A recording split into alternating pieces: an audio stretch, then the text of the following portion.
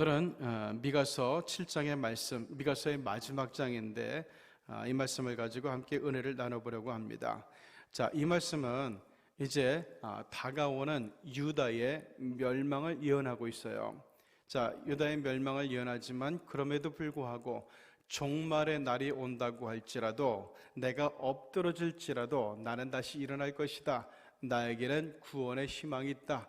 왜? 이러이러한 이유 때문에 라고 하는 말씀을 가지고 우리가 함께 오늘 은혜를 나눠보려고 해요. 세상에 평생토록 만사 형통하며 사는 것은 사람들의 꿈이지만 그런데 그렇게 사는 사람은 하나도 없습니다. 인생에서 뜻하지 않은 재앙을 만나는 일은 실로 안타까운 일이지만 그러나 이거는 사실 누구나가 겪는 보편적인 경험이라고 할 수 있어요. 너도 재앙을 만날 수 있고 나도 재앙을 만날 수 있고 너희들도 재앙을 만날 수 있고 우리들도 재앙을 만날 수가 있습니다. 중요한 것은 누구에게나 찾아오는 이 재앙들, 이것을 피하는 법 그리고 이기는 법을 알고 터득하는 거예요. 자, 오늘 본문은 재앙이 올 때 그 가운데서 어떻게 하면 구원을 받을 수 있는지, 그 재앙을 어떻게 넉넉히 이기며 극복할 수 있는지 그 비결에 대해서 미가 선지자가 알려주고 있습니다. 그 7절을 보면은 오직 나는 여호와를 우러러보며 나를 구원하시는 하나님을 바라보나니 나의 하나님이 나에게 귀를 기울이시리로다, 이렇게 얘기하고 있어요. 하나님께서 나의 말에 귀를 기울이신다, 하나님께서 나의 기도를 들어주신다. 전제 조건이 뭔가 하면은 바로 이거예요. 나는 언제나 여호와를 우러러보겠다, 바라보겠다, 이거예요. 딴 데 한눈 팔지 않고 우리 하나님을 바라보는 사람이 되겠다. 이것이 미가 선지자가 발견했던 재앙이 밀려올 때, 그리고 종말의 날이 오게 될 때 위협과 심판으로부터 벗어나는 아주 중요한 비결이라는 것을 이야기하고 있어요. 이 어둡게 몰려오는 재앙 속에서도 이렇게 여호와 하나님을 우러러보고 바라보던 미가 선지자에게 주신 하나님의 은혜와 축복이 어떤 것이었을까? 오늘 첫째는 엎드러질지라도 다시 일어나게 해주시겠다는 거예요. 제가 8절을 보죠. 나의 대적이여 나로 말미암아 기뻐하지 말아라. 나는 엎드러질지라도 일어날 것이요 어두운 데 앉을지라도 여호와께서 나의 빛이 되실 것입니다. 이러면서 아주 담대하게 그 선언하는 장면이 나오는데, 나는 비록 엎드러져도 다시 일어날 것이다. 굉장히 중요한 거예요. 지금 내가 엎드러지는 것을 보고 나를 멸시하고 나를 조롱하고 나를 핍박하는 대적들아, 비록 내가 지금은 엎드러져 가지고 쫄딱 망한 것처럼 보이지만, 다시 회복이 불가능한 것처럼 보이지만, 내가 믿고 의지하는 하나님이 나를 붙드시리니, 나를 도우시리니 나는 반드시 다시 일어나고 말 것이다 하는 그런 확신에 찬 믿음의 선언을 하고 있는 거예요. 전능하신 하나님을 믿는 사람이라면 적어도 이 정도의 오기와 이 정도의 담대함이 있어야 된다고 믿습니다. 그러면 날 위해서가 아니라 하나님께서는 하나님 당신의 이름을 위해서 역사하신다는 거예요. 무릇 성도란 내 믿음으로 하나님의 이름을 높이고 하나님을 영어롭게 하는 사람들이 아닌가, 이렇게 생각이 돼요. 그러면 왜 우리가 자주 넘어지고 자주 엎드러지게 될까? 베드로 사도는 그 이유를 이렇게 간단하게 얘기합니다. 베드로전서 2장 8절, 또한 부딪히는 돌과 걸려 넘어지게 하는 바위가 되었다 하였느니라. 그들이 말씀을 순종하지 아니함으로 넘어진다고 베드로 사도는 진단을 하고 있어요. 그런데 성경을 보면 동시에 하나님은 하나님을 바라보는 사람들에게 분명히 이렇게 약속하세요. 이건 시편 37편 다윗의 시인데요. 그는 넘어지나 아주 엎드러지지 아니함은 여호와께서 그의 손으로 붙드심이로다. 내가 어려서부터 늙기까지 의인이 버림을 당하거나 그의 자손이 걸식함을 보지 못하였도다 라고 말씀하고 있어요. 자, 중요한 것, 넘어질 수 있어요. 엎드러질 수 있어요. 그러나 하나님께서 그를 붙들어 주신다는 것, 이게 우리 예수를 믿는 사람들에게, 하나님을 바라보는 사람들에게 하나의 공식과 같은 거예요. 우리는 넘어짐을 걱정할 필요가 없습니다. 우리가 걱정해야 될 것, 우리가 염려해야 될 것은 하나님과의 관계가 멀어지는 거지, 끊기는 거지, 단순히 넘어지는 게 우리가 염려하고 걱정할 것은 아니라고 하는 거예요. 왜냐하면 성도는 비록 엎드러진다 하더라도 하나님의 손이 저를 붙들어 일으켜 주실 것이기 때문에 그래요. 자, 두 번째 어떤 축복이 있는가? 어두운 데 앉을지라도 빛을 주시는 거예요.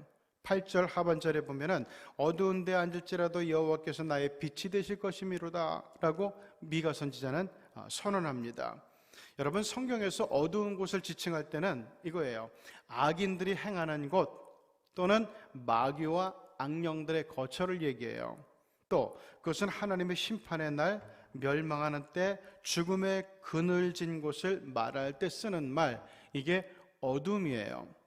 베드로 사도는 지옥을 어떻게 표현했는가 하면은 베드로후서 2장 4절, 하나님이 범죄한 천사들을 용서치 아니하시고 지옥에 던져 어두운 구덩이에 두어 심판 때까지 지키게 하셨다라는 말씀이 있어요. 그러니까 베드로 사도는 지옥을 어두운 구덩이로 묘사하고 있어요. 여기는 뭔가 희망을 가질 수 있는 빛이 한 줄기도 없는 곳이라는 의미예요. 그런데 내가 비록 이렇게 지옥처럼 어둡고 캄캄하고 멸망하는 자리에 앉은 것 같이 절망 중에 있다 할지라도 그곳에서도 내가 하나님을 바라기만 하면 하나님께서 나의 빛이 되어주셔서 힘과 용기를 다시 회복시키시고 다시 일어날 수 있게 해주신다는 말씀이에요. 그 다음에 세 번째는 11절에 나오는데 지경을 넓혀주세요. 내 성벽을 건축하는 날, 곧 그날에는 지경이 넓어질 것이라. 지경이 넓혀질 것이라. 지경이 넓혀진다는 얘기는 누군가가 넓게 해주겠다는 얘기죠. 자, 구약성경에서 지경이 넓혀진다는 것은 하나님으로부터 내려오는 아주 중요한 축복을 이야기합니다.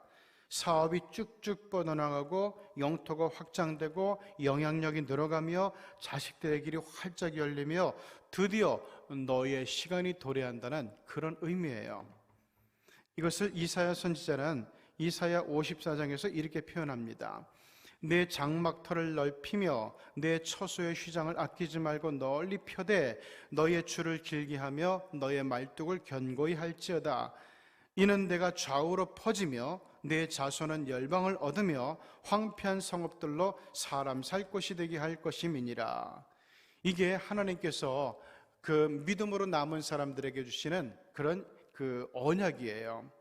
이 아침 하나님께서 주시는 이 말씀이 저와 여러분의 가정 그리고 사업 가운데 자녀들 가운데 내리는 실질적인 축복의 말씀이 되기를 바랍니다. 이 말씀처럼 여러분의 사업과 여러분의 은혜와 여러분의 기쁨과 여러분의 감사와 그리고 여러분의 자녀들의 지경이 더욱 넓어지고 사방으로 퍼지는 축복이 함께하기를 주님의 이름으로 축복합니다. 이제 말씀을 마칩니다. 오늘날 우리가 사는 세상 그리고 앞으로 다가올 세상은 미가 선지자가 예언한 것보다 훨씬 더 심각하고 치명적인 불안 요소들을 간직하고 있어요. 현재 추세대로라면은 세상은 기후변화로 말미암아서 2040년이 채 안 돼서 지구의 절반 이상이 사막으로 변하게 될 것이다.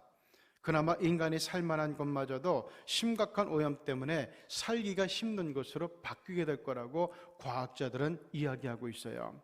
이것이 100년 후가 아니라 점점 그 시간이 앞당겨지고 있어요. 그래서 이전에는 100년 앞의 세계는 정말 어려워질 것이다. 이런 예언이, 이런 진단이 줄을 이뤘는데 이제는 2040년이면은 이렇게 아주 굉장히 우리가 살아가는 이 지구촌이 위험한 곳이 될 것이다. 종말에 가까워지게 될 것이다. 이렇게 과학자들이 진단을 하고 있다는 것은 굉장히 의미심장한 거예요.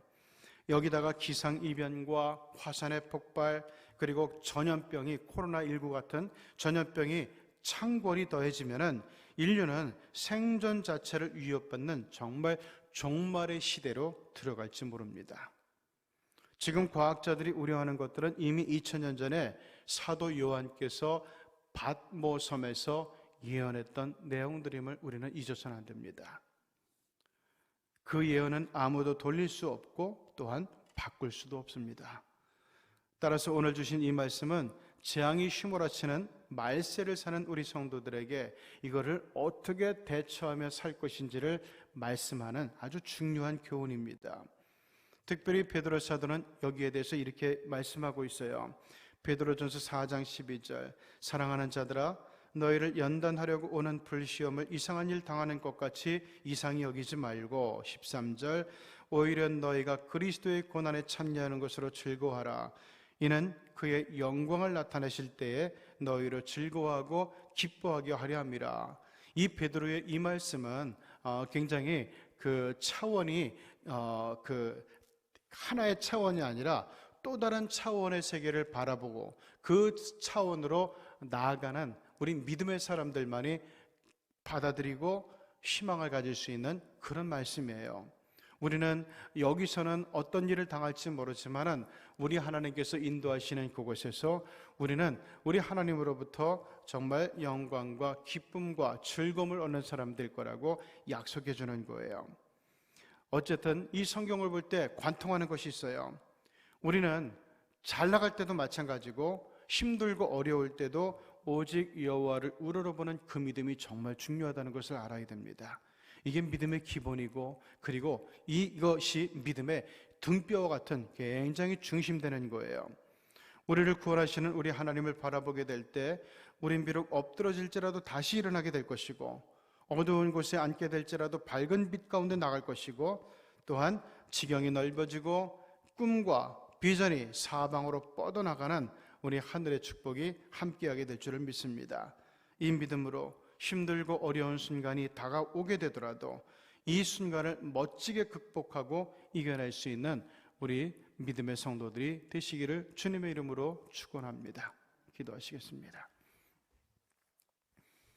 하나님 아버지, 우리 인생을 살면서 누구나가 어두운 밤을 경험합니다. 아침도 경험하고, 또한 환한 대낮도 경험하고, 그리고 저녁도 경험하고, 또 한밤중도 경험하게 됩니다. 이것이 인생입니다. 한 가지 시간대만 계속해서 맞이하는 사람은 세상에 아무도 없습니다. 마찬가지로 행운이 찾아와서 누릴 때도 있고, 또한 재앙이 찾아오는 순간도 있을 겁니다. 그런데 문제는 앞으로 다가오게 될 종말의 날에는 더 이상 밝은 빛은 오지 않을 것이고, 그리고 아침은 오지 않을 것이고, 어두운 밤이 계속될 것이고, 심판의 시간이 계속될 것입니다. 하나님, 그날을 우리가 미리 기대하고 또한 준비하면서 하나님만 바라보는 이 믿음, 우리 하나님을 향해서 우리의 시선을 정말 고정하는 그 믿음을, 그 연습을 하나님 게을리하지 않게 도와주시고, 그런 가운데서 하나님 다 어렵고 힘들고 신음하고 비명을 지를 때 우리 하나님의 품 안에서 마치 암탉이 병아리들을 가두듯이 우리가 하나님의 품에서 다시 한번 소생하고, 또한 생명의 숨을 쉬고, 또한 희망을 얘기하고 기쁨과 즐거움과 감사와 영광을 이야기하는 택한 백성들, 믿음의 백성들, 구원의 백성들이 될 수 있도록 도와주시옵소서. 특별히 우리 사랑하는 자녀들을 믿음 가운데 붙들어 주시고 우리 하나님의 예정 가운데 붙들어 주셔서 한 사람도 우리 하나님의 품에서, 우리 하나님의 예비된 예정 속에서 벗어나는 사람이 없도록, 실족하는 사람이 없도록, 뒤떨어지는 사람이 없도록 하나님께서 보살펴 주시고 이끌어 주시고 저희들의 삶을 붙들어 주시옵소서. 예수님의 이름으로 기도드리옵나이다. 아멘.